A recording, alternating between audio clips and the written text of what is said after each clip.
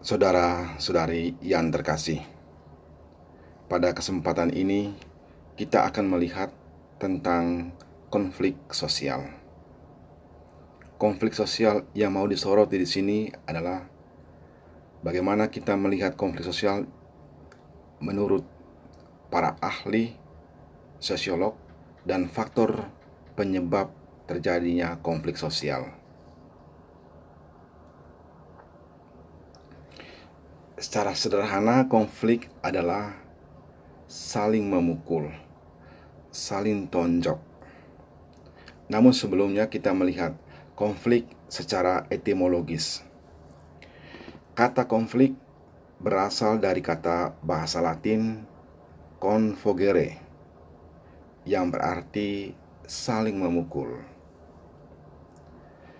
Kata konflik sendiri secara sosiologis adalah suatu proses sosial ketika dua orang atau kelompok berusaha menyingkirkan pihak lain dengan jalan menghancurkan atau membuatnya tidak berdaya.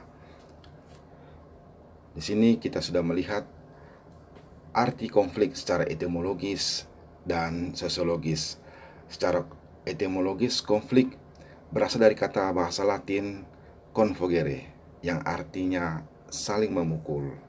Sedangkan secara sosiologis, proses terjadinya atau upaya untuk menyingkirkan pihak lain dengan cara menghancurkan, sehingga pada akhirnya pihak lawan menjadi tidak berdaya. Di samping adalah salah satu contoh sederhana tentang konflik antar kelompok yang terjadi di kelompok pelajar. Sesungguhnya dalam kehidupan sehari-hari dengan gampang kita melihat terjadinya konflik. Entah dia berupa perkelahian, pertengkaran, adu mulut, dan lain sebagainya. Maka pertanyaan di awal, mengapa terjadinya perkelahian? Mengapa terjadinya baku pukul? Mengapa terjadinya pertengkaran? Hal itu secara kasat mata boleh jadi karena adanya kesalahpahaman, adanya hasutan dari orang-orang lain atau pihak ketiga. Boleh jadi perkelahian pertengkaran itu karena ketersinggungan. Adu mulut, adu jotos terjadi karena kelaparan atau faktor kemiskinan secara ekonomis. Atau juga perkelahian atau konflik sosial terjadi karena ketidakadilan. Dan tidak jarang juga kita akan melihat atau menyaksikan konflik sosial berupa perkelahian, pertengkaran, dan lain sebagainya, mungkin karena kecemburuan. Jadi banyak sekali faktor mengapa terjadinya konflik. Ini adalah secara gampang atau secara kasat mata yang dapat kita lihat dalam kehidupan kita sehari-hari. Namun di sini kita akan melihat lebih fokus teori konflik menurut para ahli. Dari banyak ahli atau sosiolog atau ahli dalam bidang sosiologi yang membicarakan tentang konflik sosial, kita fokus pada 6 ahli berikut. Ada Prof. Robert Lawang, ada Prof. Sujono Sukanto, ada Prof. Bernstein, Robin, Stein dan Freeman, dan Myers. Jadi lebih kurang 6 ahli inilah kita melihat arti atau konsep konflik sosial. Yang pertama dari seorang guru besar Universitas Indonesia, namanya Profesor Dr. Robert Lawang. Menurut dia secara sederhana, konflik adalah perjuangan untuk mendapatkan sebuah nilai, upaya-upaya untuk mendapatkan status dan kekuasaan. adanya usaha untuk mendapatkan nilai status dan kekuasaan, maka ada kemungkinan besar terjadinya konflik. Tujuan mereka berkonflik itu tidak hanya untuk mendapatkan keuntungan, tetapi juga untuk menundukkan pesaingnya, untuk merubuhkan, untuk bahkan menghancurkan pesaingnya. Sekurang-kurangnya pesaingnya patuh tunduk kepadanya. Masih menurut Robert Lawang, konflik diartikan sebagai benturan kekuatan, benturan kepentingan antara satu kelompok dan kelompok lain dalam proses perebutan sumber-sumber kemasyarakatan, baik perebutan sumber ekonomi, perebutan dalam bidang politik, dalam bidang sosial, budaya, yang semua sumber-sumber ini relatif sifatnya. Karena sumber ekonomi sangat terbatas atau relatif terbatas, maka itulah yang diperebutkan. Karena posisi atau kedudukan sangat sedikit, maka posisi kedudukan itu harus diperebutkan. Disinilah terjadinya konflik menurut Prof. Robert. Selanjutnya, kita melihat konflik menurut Bernstein. Menurut Bernstein, konflik adalah suatu pertentangan yang tidak dapat dicegah. Jadi konflik itu memang hampir dipastikan tidak mungkin dicegah. Dan konflik ini bisa memberikan pengaruh yang positif dan pengaruh yang negatif dalam hubungan antar manusia. Jadi menurut Bernstein, kita melihat bahwa konflik itu pasti terjadi dan memberikan dampak atau pengaruh baik yang positif maupun yang negatif. Yang berikut kita melihat pendapat dari Sukanto. Sukanto sendiri adalah salah satu dari banyak ahli atau sosiolog Indonesia yang menuliskan masalah hukum. Maka dikatakan dia adalah seorang sosiolog hukum.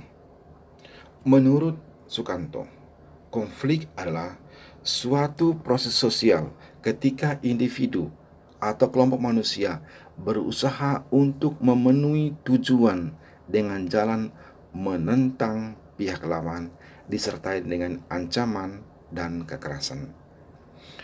Jadi, menurut Sukanto, konflik itu terjadi karena adanya upaya untuk memenuhi, untuk mencukupi tujuan dengan jalan menentang atau melawan pihak lain, disertai dengan apa? Ancaman, dengan apa? Dengan kekerasan. Dengan demikian, kalau ancaman sudah terjadi, kekerasan terjadi untuk melawan pihak lawan, maka tujuan akan tercukupi, akan tercapai. Itulah konflik terjadi menurut Sukanto. Yang berikut, menurut Robin, konflik dibagi menjadi 3 pandangan. Jadi ada 3 pandangan konflik menurut Robin. Yang pertama, pandangan tradisional. Yang kedua, pandangan hubungan manusia. Dan yang ketiga, pandangan interaksionis. Kita melihat pandangan pertama dari Robin, yakni pandangan tradisional. Menurut Robin, konflik itu buruk, sifatnya amat negatif. Konflik itu merugikan dan harus dihindari. Jadi secara tradisional, Robin berpendapat bahwa konflik itu sangat buruk dan bersifat negatif, bisa merugikan orang lain, dan karena itu konflik harus dihindari. Penyebabnya sekurang-kurangnya ada 2. Yang pertama, konflik terjadi karena komunikasi yang kurang baik. Dan yang kedua, kurangnya keterbukaan antar individu, antar pribadi, atau antar kelompok. Sangat menarik dan sangat sederhana kita memahami konflik terjadi menurut Robin secara tradisional ini. Bahwa memang konflik itu memang buruk, bersifat negatif, sungguh merugikan dan perlu dihindari. Penyebabnya dua, kurangnya komunikasi dan kurangnya keterbukaan. Itu pandangan Robin yang pertama. Pandangan Robin yang kedua tentang konflik adalah hubungan manusia. Menurut Robin, konflik itu wajar terjadi dalam kelompok masyarakat. Penyebabnya adalah adanya perbedaan pandangan, adanya perbedaan gagasan atau ide. Maka muncullah konflik. Karena itu, maka konflik wajar terjadi dalam sebuah kelompok atau sebuah paguyuban. Konflik dijadikan motivasi untuk melakukan perubahan. Di sini dikatakan oleh Prof. Robin, pandangan hubungan manusia berkaitan dengan konflik alam, dengan demikian memunculkan motivasi, dorongan untuk melakukan perubahan. Jadi, konflik sosial bisa melahirkan atau memunculkan perubahan sosial. Kita melihat pandangan Robin yang ketiga yang disebut interaksionis. Sebetulnya ketika saya memahami teks ini, di sini sangat diperlukan kelompok pro atau kontra, tapi lebih tepatnya adanya dalam sebuah organisasi atau kelompok orang-orang oposisi. Jadi konflik itu menurut Robin perlu dipertahankan. Agar apa? Agar menumbuhkan sikap kritis, sikap kreatif, dan semangat dalam sebuah kelompok atau organisasi. Jadi pandangan ketiga ini Robin sangat mendukung adanya konflik. Maka konflik itu ada segi positifnya, yakni bisa menimbulkan atau memunculkan sikap kritis, kreatif, dan semangat dalam sebuah organisasi. Itulah sedikit nilai positif dari sebuah konflik. Yang berikut ahli lain, Stoner dan Freeman. Ada dua pandangan mereka tentang konflik. Yang pertama pandangan tradisional, yang kedua pandangan modern. Namun pandangan tradisional yang sebelumnya beda dengan pandangan mereka yang di sini, menurut Stoner dan Freeman. Pandangan tradisional yang mereka masukkan di sini adalah konflik dapat dihindari dengan meminimalisasikan munculnya konflik dalam sebuah kelompok. Jadi, konflik di sini sebenarnya bisa dihindari, bisa diatasi, bisa diminimalisir sehingga konflik tidak melebar, tidak meluas dan berakibat fatal. Dengan cara apa? Dengan cara meminimalisir kemungkinan terjadinya konflik. Kecemburuan yang berlebihan, iri hati yang berlebihan bisa memicu terjadinya konflik. Maka di sini iri hati, kecemburuan bisa diminimalisir agar terhindar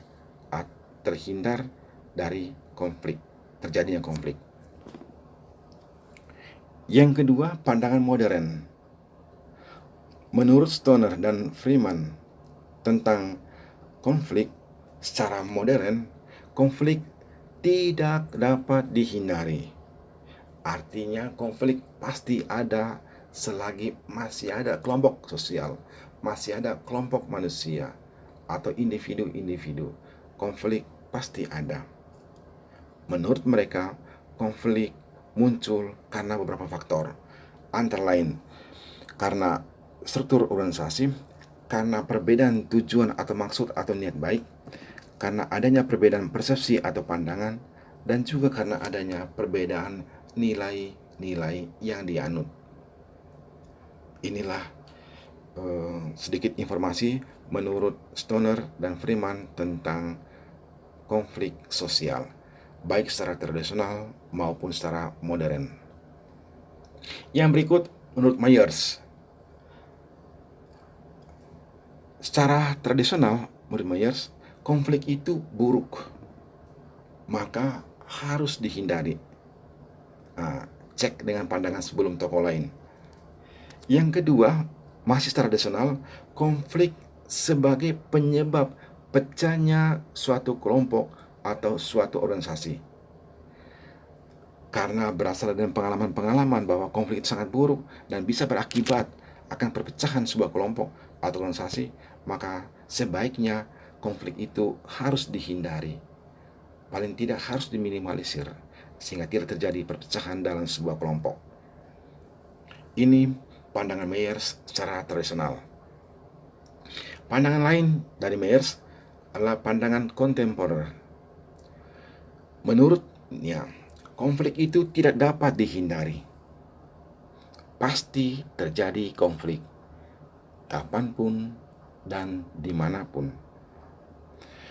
Konflik itu juga merupakan konsekuensi atau risiko adanya interaksi antar manusia. Jika terjadi komunikasi, interaksi, dan lain sebagainya, pasti di dalamnya ada konflik. Bedanya mungkin konflik tarafnya rendah, sedang, atau tinggi. Secara umum ada dua jenis konflik sosial. Yang pertama, konflik secara vertikal dan secara horizontal. Secara vertikal, contohnya konflik antar negara lawan warganya atau antar buruh lawan majikannya. Secara horizontal, contohnya konflik antar suku, konflik antar agama, dan konflik antar masyarakat. Latar belakang dari konflik-konflik ini bermacam-macam. Sekurang-kurangnya kalau mau dikelompokkan menjadi beberapa. Latar belakang secara ekonomis, secara politis, secara agama, dan juga secara kekuasaan. Untuk meraih kekuasaan kadang-kadang melalui jalur konflik. Ada yang disengajakan, ada yang timbul sampingan.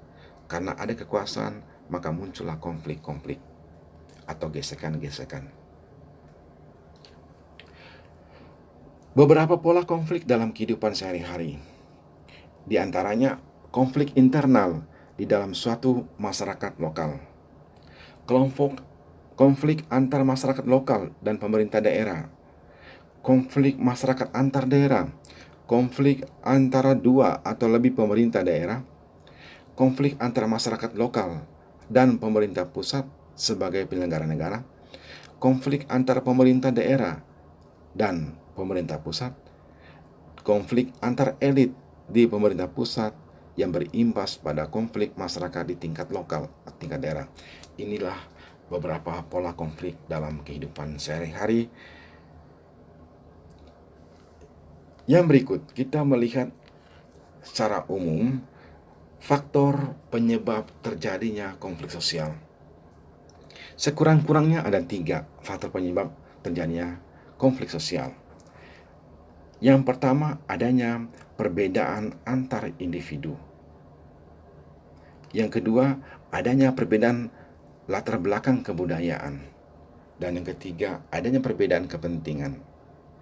Kita semua merindukan agar segala konflik sosial yang terjadi itu bisa kita minimalisir, bisa kita kurangi dengan selalu mengedepankan semangat perundingan atau pertemuan, semangat komunikasi yang intens, yang baik, sehingga akhirnya menimbulkan atau memunculkan kelompok-kelompok atau komunitas-komunitas atau organisasi-organisasi yang penuh suasana perdamaian dan kerukunan.